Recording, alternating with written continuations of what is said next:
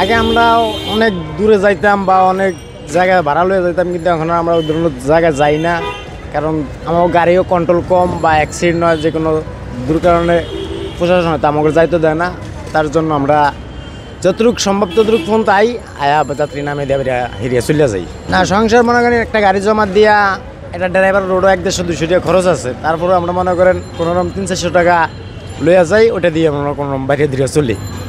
আগে মনে করেন একটা গাড়ি জমা দিয়ে 500-700 টাকা থাকতো, আর এখন মনে করেন 400-500, কোনো দিন 300, আবার কোনো দিন গাড়ি ডিস্টার্ব দিলে দেখা গেছে জমা উঠিয়ে চলে যাই।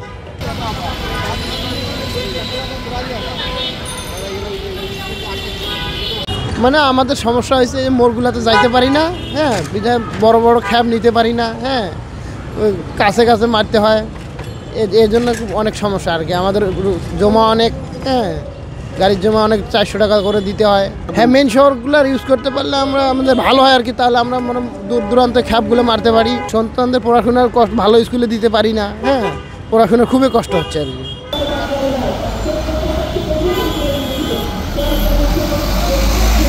সবারই কি গাড়ি আছে? সবাই কি যাইতে পারে গাড়িতে? বলে আমরা আপনার গাড়ি আছে, যাইতে পারবেন?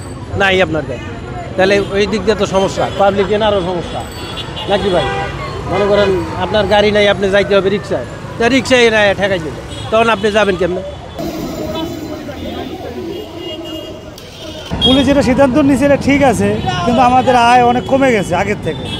আগে সচরাচর ইনকাম করতাম অনেক টাকা, সংসার ভালো চলতো, এখন আর চলাটা খুব কষ্ট করে যাচ্ছে, অনেক জিনিসপত্রেরও দাম বেশি,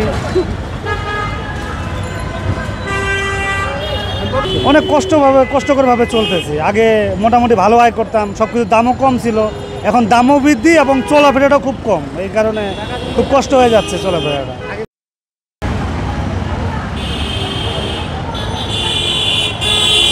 আগে 1000-1200 ভাড়া মারতাম, এখন 400-500 মারতে কষ্ট হয়ে যায়, সব কিছু তো দাম বাড়তি।